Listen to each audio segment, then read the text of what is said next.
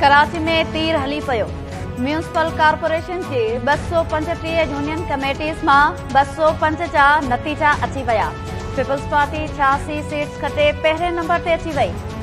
68 seats तां जमात इस्लामी जो ॿियो नंबर। पीटीआई 37 सीट्स खटे 3 नंबर ते मौजूद। इलेक्शन कमीशन पारां जारी कयल नतीजनि मूजिब नून लीग 7 सीट्स खटे वरितियूं। JUI 2, TLP ऐं MQM हक़ीक़ी हिक सीट माणी। 3 आज़ाद उम्मीदवार भी कामयाब। मलीर, ॾखण ऐं कियामाड़ी ज़िलनि में वाज़े अक्सरियत माणे वरिती।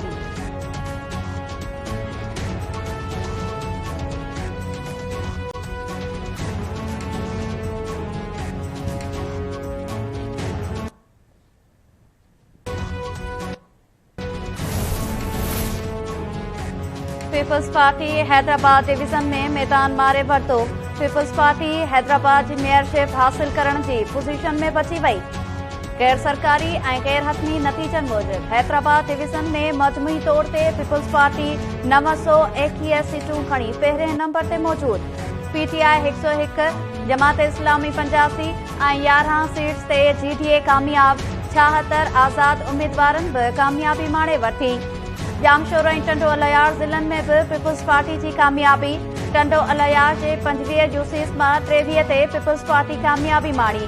दादू म्यूनिसिपल कमेटी जे 24 वार्ड्स मां 18 ते पीपल्स पार्टी जा उम्मीदवार सोभारा। बदीन म्यूनिसिपल कमेटी जे 14 वार्ड्स मां 12 पीपल्स पार्टी जे उम्मीदवारनि खटे वरिता।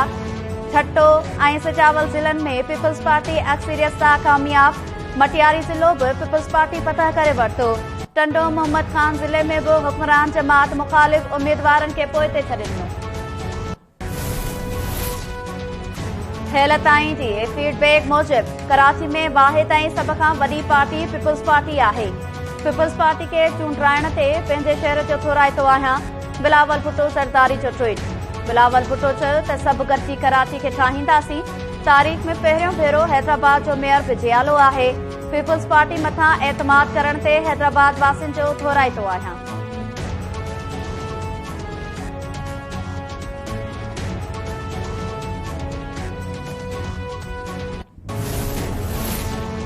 सिंध हुकूमत चूंड नतीजनि में देर वारनि इल्ज़ामनि खे रद्द करे छॾियो। वॾे वज़ीर मुराद अली शाह चयो आहे त कराची ऐं हैदराबाद जी मकानी चूंडुनि में पीपल्स पार्टी खे ज़बरदस्त कामयाबी मिली। नतीजनि में देर सां सिंध हुकूमत जो को बि तालुक़ नाहे। कराची जे आर्ट काउंसिल में तक़रीब खे ख़िताब कंदे वॾे वज़ीर चयो त पीपल्स पार्टी मथां एतमाद करण ते कराची ऐं हैदराबाद वासियुनि जा थोराइता आहिनि। मकानी चूंडनि दौरान कुझु माण्हुनि अमन अमान ख़राब करण जी कोशिश कई पर नाकाम थी विया।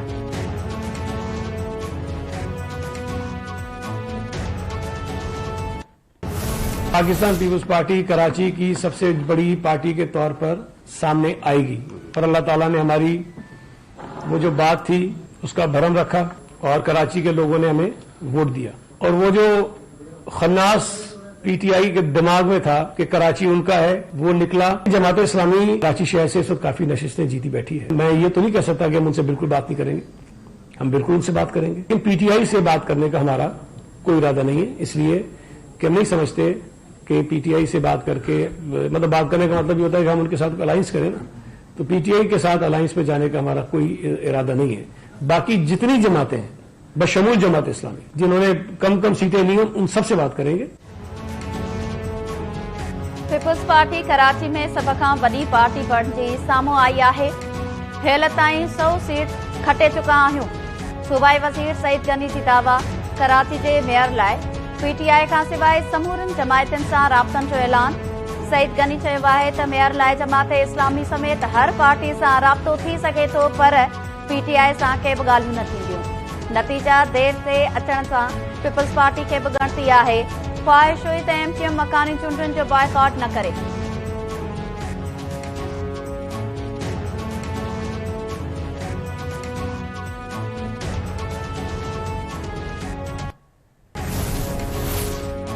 PTI मकानी चूंडुनि दौरान धांधलियुनि जो इल्ज़ाम हणंदे अदालत वञण जो ऐलान करे छॾियो।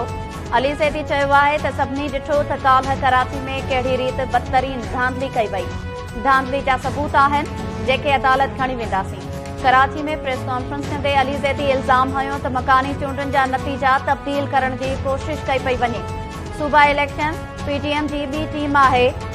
सूबा इलेक्शन कमिश्नर एजाज़ अनवर चौहान पीटीआई ऐं ॿियनि जा इल्ज़ाम रद्द करे छॾिया।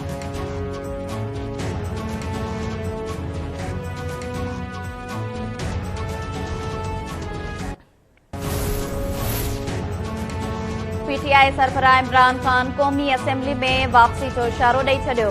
इमरान ख़ान चयो आहे त निगरां सेटअप लाइ क़ौमी असेंबली में वापसि वञी सघूं था, इन लाइ प्लान बि जोड़े वरितो आहे। कराची में पीटीआई जी नाकामी तंज़ीमी कमज़ोरी ऐं पीपल्स पार्टी जी धांधली जो नतीजो आहे।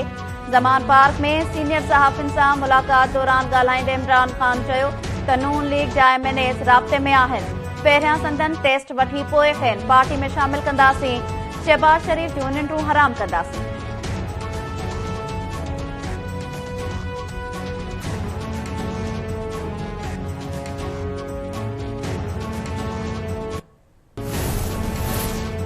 क़ौमी असेंबली में वापसी लाइ पीटीआई वारनि खे इस्तीफ़ाऊं वापसि वठणियूं पवंदियूं। वापसी ते खेनि भली कार चवंदासीं। असां पहिरियां बि पीटीआई वारनि खे चयो त असेंबलीज़ में वापसि अची सियासतदान बणिजो। वफ़ाक़ी घरू वज़ीर राणा सनाउल्लाह जो इमरान ख़ान जे बयान ते रद्दअमल।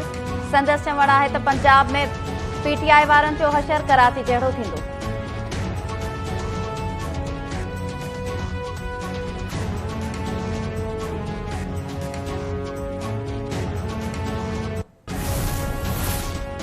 नासिर महमूद खोसा पंजाब जो निगरां वॾो वज़ीर थियण खां माज़रत करे छॾी। पंजाब जे निगरां वॾे वज़ीर लाइ परवेज़ इलाही पारां तजवीज़ कयल नासिर महमूद खोसो जे नाले ते वफ़ाक़ी हुकूमत बि इत्तेफ़ाक़ कयो। परवेज़ इलाही गवर्नर बलीगुर रहमान खे ख़त लिखी निगरां वॾे वज़ीर लाइ सरदार अहमद नवाज़ सुखेरा, नासिर महमूद खोसा ऐं मोहम्मद नसीर ख़ान जा नाला तजवीज़ कया। वफ़ाक़ी हुकूमत नासिर महमूद खोसा जे नाले ते इत्तेफ़ाक़ कंदे साणुसि राब्तो कयो। वफ़ाक़ी वज़ीर ख्वाजा आसिफ जो चवणु आहे त नासिर खोसा क़ाबिल उसूल पसंद ऐं ईमानदार माण्हू आहे। असां निगरां वॾे वज़ीर लाइ साणुसि राब्तो कयो पर नासिर खोसा माज़रत करे छॾी।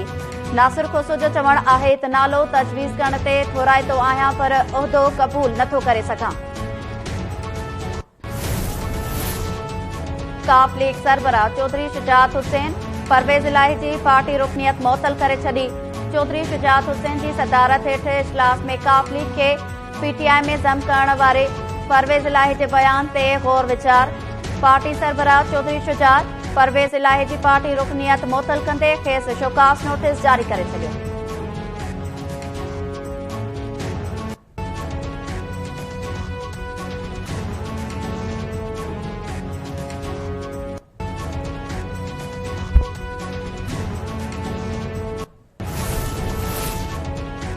सीनियर वकील ऐं सुप्रीम कोर्ट बार जो अॻूणो सदर लतीफ़ आफरीदी पेशावर में क़तल। पेशावर हाई कोर्ट जे बार रूम में हथियारबंद लतीफ़ आफरीदी ते फायरिंग करे खेसि क़तल करे छॾियो। जवाबदार मौक़े तां ई गिरफ़्तार। पुलिस वाक़े खे ज़ाती दुश्मनी जो नतीजो करार ॾींदे चयो त लतीफ़ आफरीदी खे 6 गोलियूं लॻियूं। जवाबदार एटीसी जे मक़तूल जज आफ़ताब आफरीदी जो भाणेज आहे, जंहिं जो क़तल केस लतीफ़ आफरीदी ख़िलाफ़ दाख़िल हो। वज़ीर आज़म शहबाज शरीफ अॻूणे सदर आसिफ अली ज़रदारी पारां लतीफ़ आफरीदी जे क़तल जी सख़्त मज़म्मत। वकीलनि पारां सुभाणे अदालती कार्रवाइनि जो बाइकॉट जो ऐलान। केपी हुकूमत क़तल वारे वाक़े जी जाच लाइ जेआईडी जोड़े छॾी।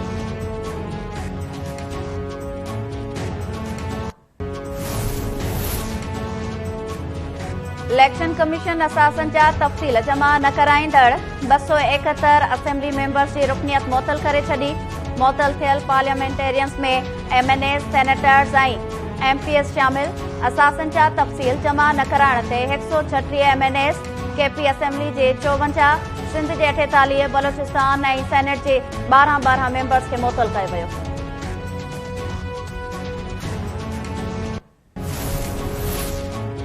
घारो में आज़ाद उम्मीदवारनि जो नतीजा न ॾियण ख़िलाफ़ एसी ऑफिस आरो धरणो। कराची ठट्टो रोड ते धरणे सबबि ट्रैफ़िक मुअतल रही। फौरी तौर नतीजा जारी करण जो मुतालबो।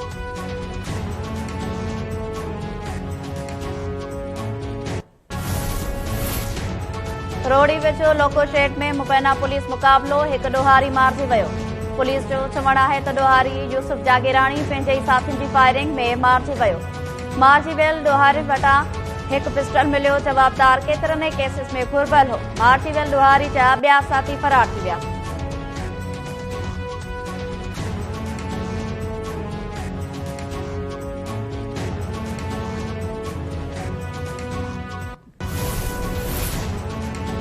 यूक्रेन जे शहर दनोप्रो में रिहायशी इमारत ते रूसी फौज जे मिसाइल हमले में ॿारनि समेत 35 ॼणा मारिजी विया। दुनेप्रो जे गवर्नर रूसी फौज जे मिसाइल हमले में 35 माण्हुनि जे मारिजण जी तस्दीक कंदे चयो आहे त अञा बि 40 खां वधीक माण्हू तबाह थियल इमारत जे मलबे हेठां दॿियल आहिनि। मारिजी वियलनि जे अंग में वाध थी सघे थी। पहिरें वनडे मैच में ऑस्ट्रेलियाई विमेन टीम पाकिस्तान खे 8 विकेट्स सां शिकस्त ॾेई छॾी। 40 ओवर्स ताईं महदूद मैच में क़ौमी टीम 8 विकेट्स जे नुक़सान ते 160 रन्स ठाहियो। डकवर्थ लुइस सिस्टम तहत किंग क्रॉस खे मैच खटण लाइ 158 रन्स जो हदफ़ मिलियो। ऑस्ट्रेलियाई टीम 28 ओवर्स में 2 विकेट्स जे नुक़सान ते हदफ़ पूरो करे वरितो।